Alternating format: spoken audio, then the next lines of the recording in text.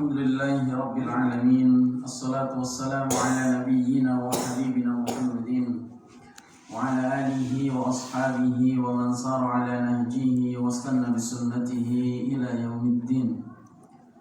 Qala Allah Ta'ala fil Qur'anil Karim ba'da na'udzu billahi minasy syaithanir rajim. Ya ayyuhalladzina amanu taqullaha haqqa tuqatih wa la tamutunna illa wa antum muslimun.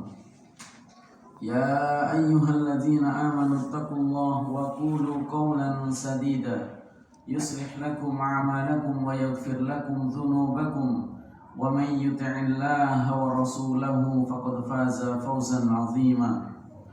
Amma ba'du, fa asdaqal hadithi kitabullah wa khairal hadi Muhammadin sallallahu alaihi wasallam wa syarrul umuri muhdatsatuha wa kullu muhdatsatin fid din bid'ah wa kullu bid'atin dhalalah wa kullu dhalalatin finnar.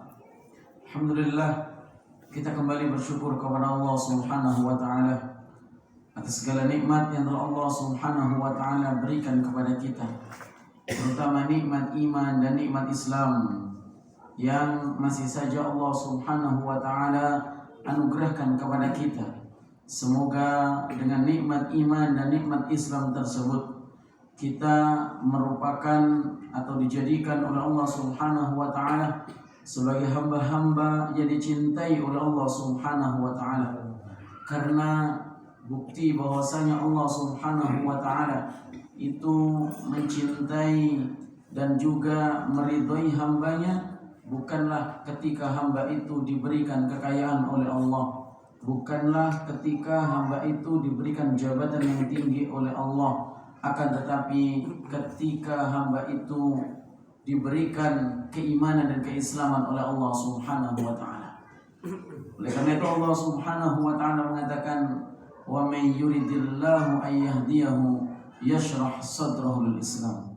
Barang siapa yang diinginkan oleh Allah Subhanahu wa taala mendapatkan petunjuk, ditunjuki seluruhnya oleh Allah Subhanahu wa taala, yashrah sadrahu lil Islam, maka Allah Subhanahu wa taala akan membuka hatinya untuk menerima Islam. Oleh karena itu jamaah kaum muslimin azani wa azakumullah, Islam dan keimanan yang Allah Subhanahu wa taala berikan kepada kita ini hendaklah betul-betul kita gunakan, kita manfaatkan untuk melakukan amal-amal saleh. Karena tidak seluruh hamba-hamba Allah Subhanahu wa taala diberikan keimanan dan keislaman.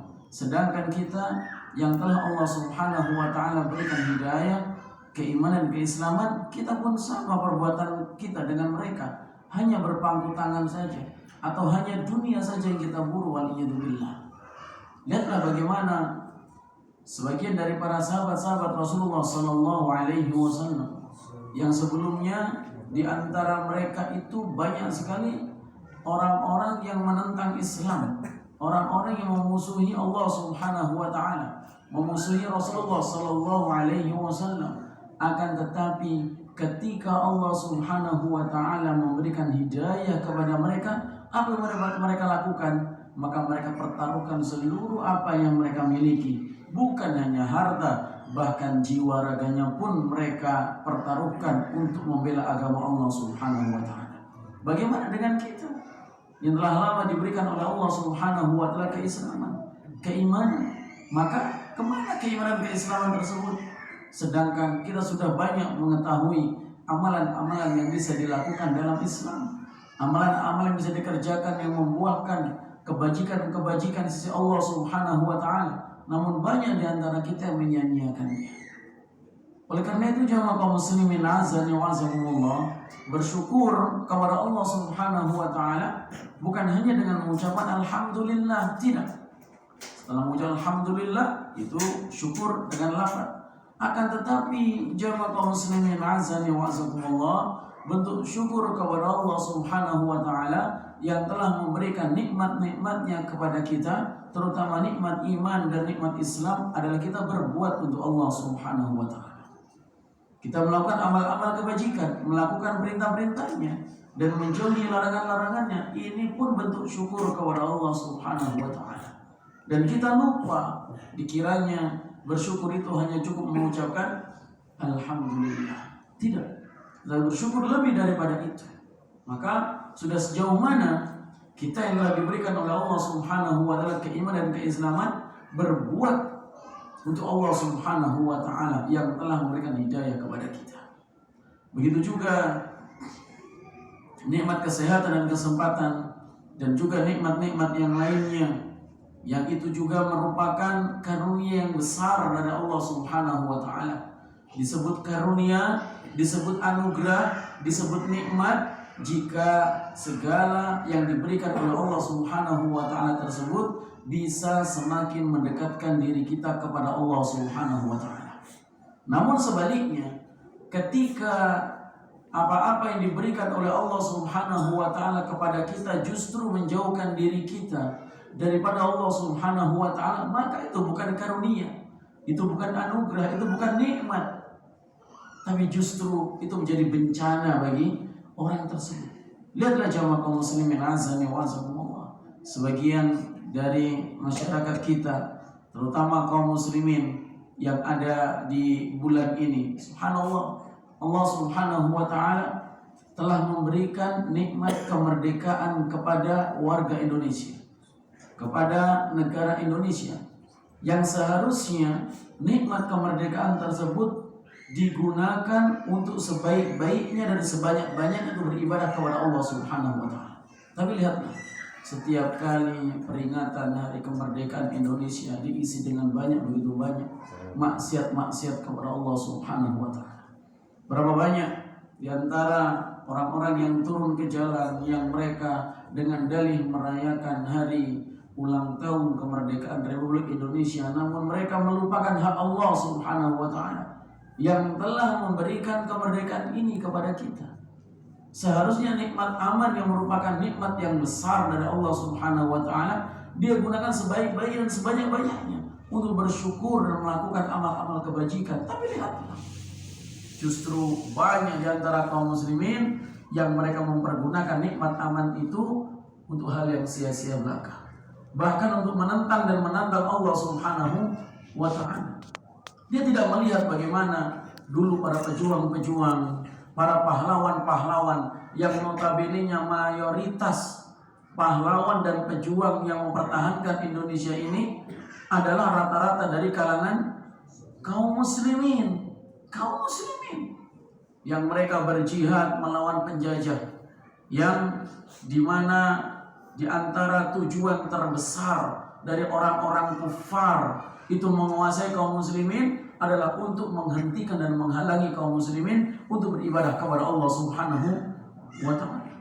Mari kita saksikan di negara-negara yang mayoritasnya orang-orang kufar, yang mayoritasnya musuh-musuh Allah Subhanahu wa taala, kaum muslimin ditindas, kaum muslimin dihalangi, kaum muslimin dipersempit ruang geraknya. Kita ambil contoh misalkan di Prancis. Karena di Prancis itu ada larangan memakai hijab, memakai jilbab. Kalau kita pikir, apa hubungannya memakai jilbab dengan kerugian negara? Apa hubungannya memakai hijab dengan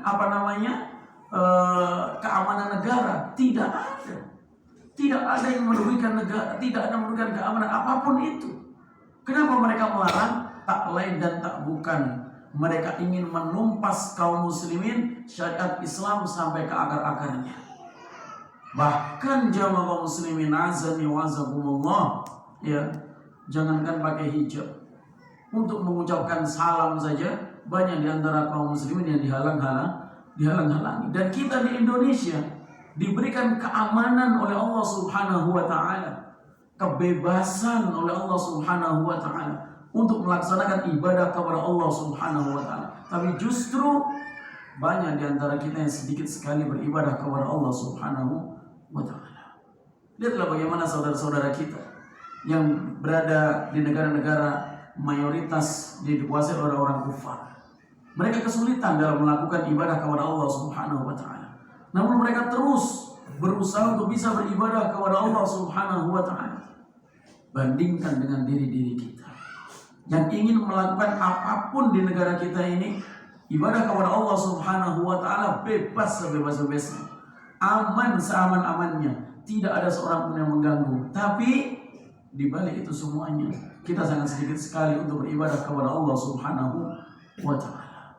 Inilah bukti bahwasanya kita lupa dengan nikmat-nikmat yang telah Allah Subhanahu wa Ta'ala berikan kepada kita.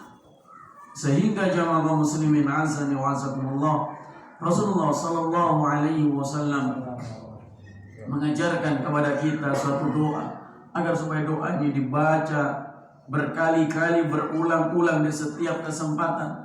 Allahumma a'inni ala dzikrika wa syukrika wa husna ibadati.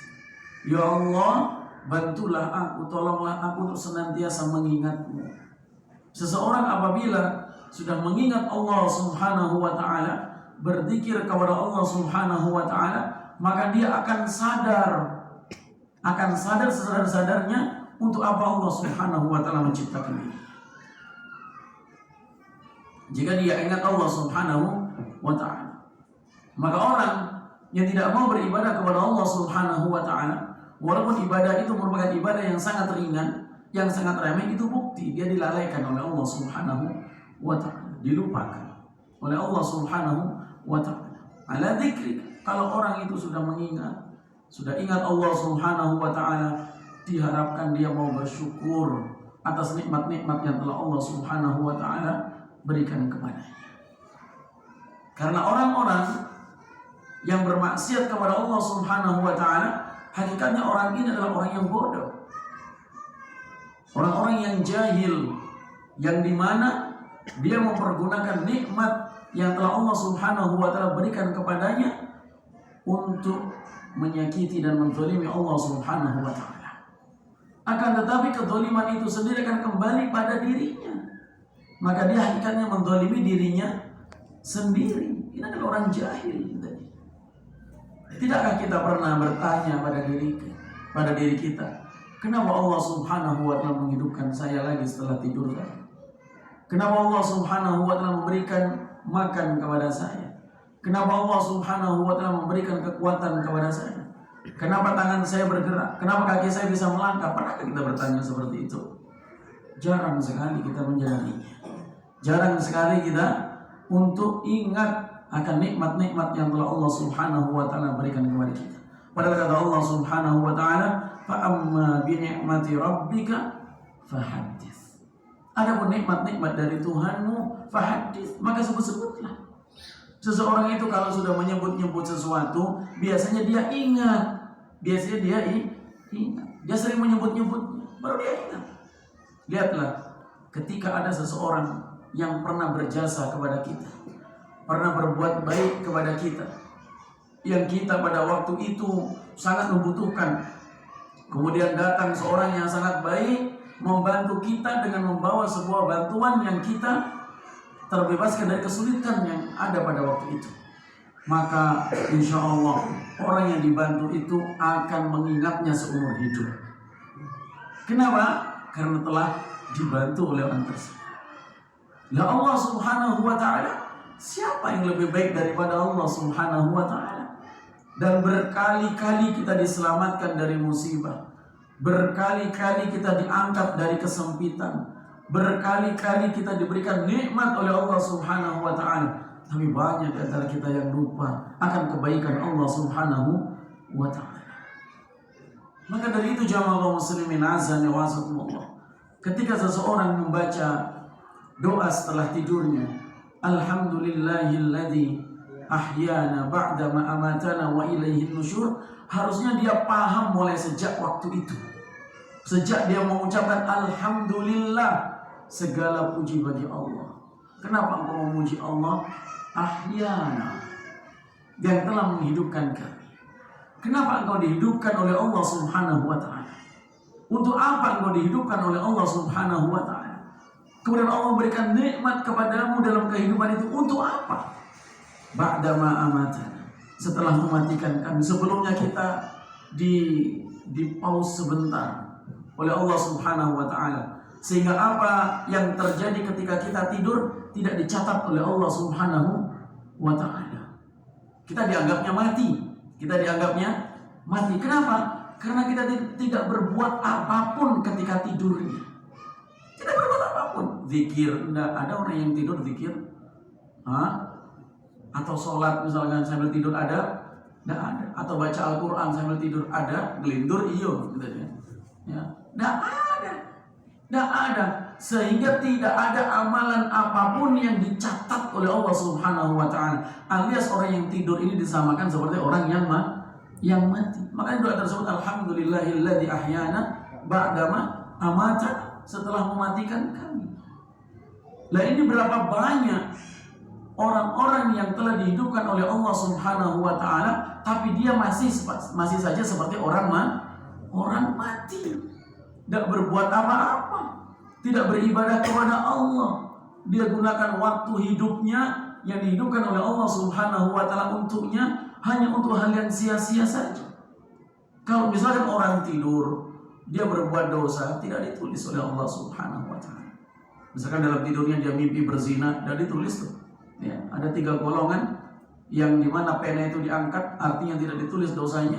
Di antaranya adalah orang tidur sampai dia bangun, anak kecil sampai dia balik, orang gila sampai dia sembuh. Tapi kalau kita dihidupkan oleh Allah, kemudian kita melakukan dosa, melakukan maksiat, maka akan ditulis oleh Allah Subhanahu Wa Taala. Maka hakikatnya orang yang hidup kemudian melakukan penentangan kepada Allah Subhanahu Wa Taala, kemaksiatan oleh Allah kepada Allah Subhanahu Wa Taala, hakikatnya dia lebih parah daripada orang yang sedang tidur. Dan berapa banyak ya remaja-remaja sekarang ini, manusia-manusia yang umurnya belasan tahun sudah mati, tapi dikuburkannya nanti umur 60 sampai 70 tahun. Mati kenapa? Karena umur mereka tidak berfaedah sama sekali.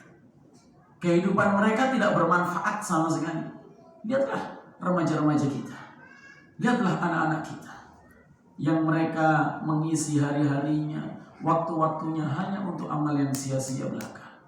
Terlebih lagi di bulan ini, subhanallah, ya, yang seharusnya kemerdekaan ini menjadi rahmatan lil alamin, ini jadi hambatan lil alamin. Jadi di mana-mana dibeban, jalan di mana-mana dibeban, yang tidak di udara, di laut, sama di sawah.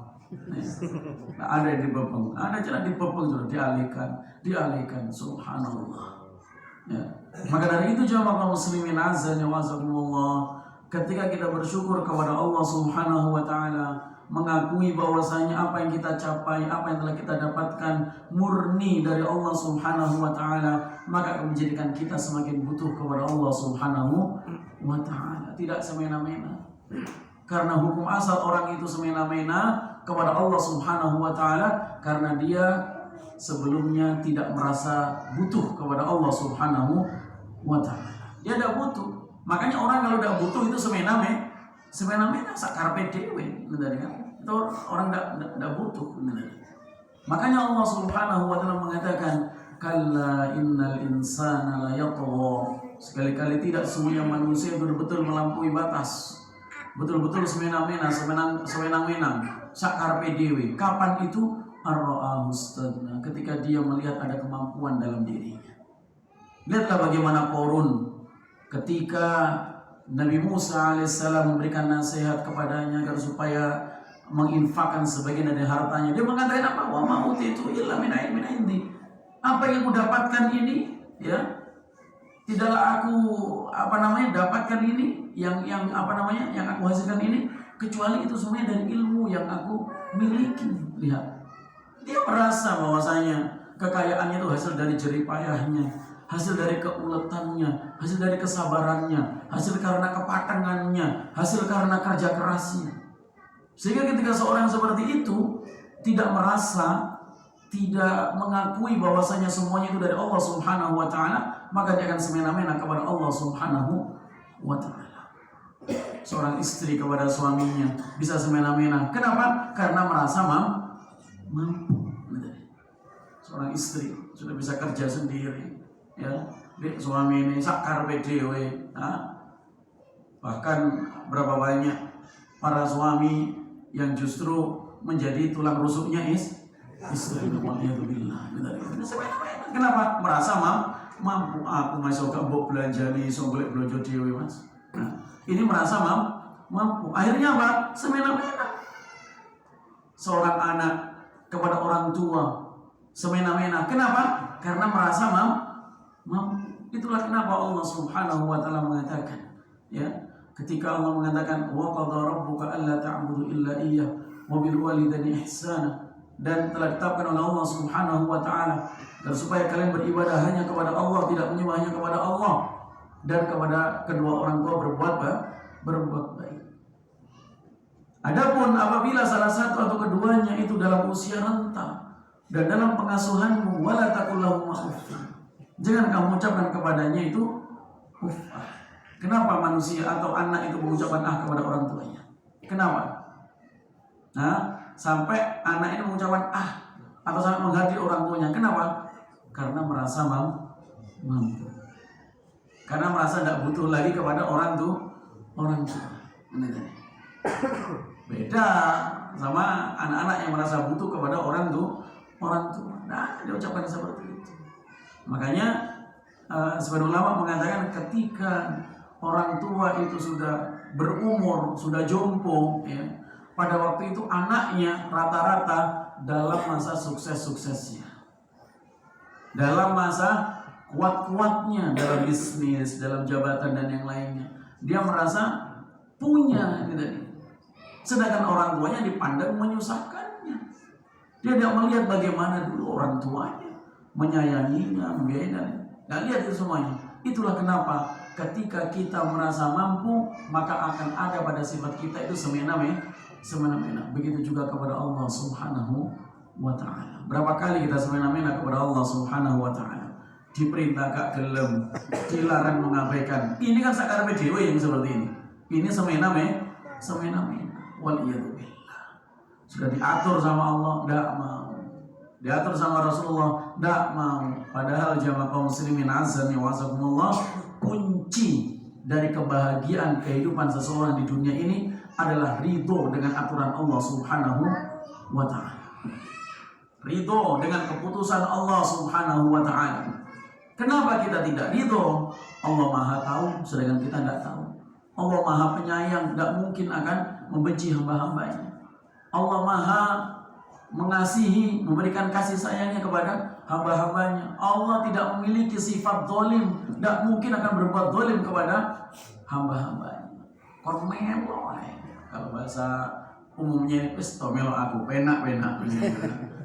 Ini tidak mau melo, tidak mau ikut kepada Allah Subhanahu wa ta'ala, ngeyel, padahal bahlul, betul kan? Ya. Maka dari itu jamaah kaum muslimin azan wa azakumullah, ridho terhadap keputusan Allah Subhanahu wa ta'ala, yang halal-halal, yang haram-haram, yang hak-hak, yang batil-batil, sudah pasti dia akan mendapatkan kebahagiaan di dunia maupun di akhirat. Karena kata Allah Subhanahu wa ta'ala, "Wa man a'rada an dzikri fa inna lahu ma'isyatan dhanka." Barang siapa yang menolak, berpaling daripada peringatanku, peringatan Allah Subhanahu wa ta'ala dalam Al-Qur'an, peringatan Allah disampaikan oleh Rasulullah sallallahu alaihi wasallam, maka dia akan mendapatkan kehidupan yang dongka, yang sempit, susah. Kenapa? Tidak ridho dengan keputusan Allah Subhanahu wa ta'ala. Maka dari itu jamaah kaum muslimin azan wa azakumullah, dengan bertambahnya ilmu, dengan bertambahnya pemahaman, maka hendaklah bertambah pula ketaatan kita kepada Allah Subhanahu wa ta'ala. Mau selesai tidak berubah, ya. Mau selesai kita gini, mau sampai kapan, gitu kan? Maka dari itu, ya, dengan kita kajian, dengan kita ta'lim, mendengarkan nasihat dari para dai, para asatid yang menyampaikan nasihat-nasihatnya, kita berharap semuanya itu bisa menjadikan diri kita lebih baik ke depannya dan bisa menjadi orang-orang yang mendapatkan kebahagiaan di dunia maupun di akhirat. Amin ya rabbal alamin.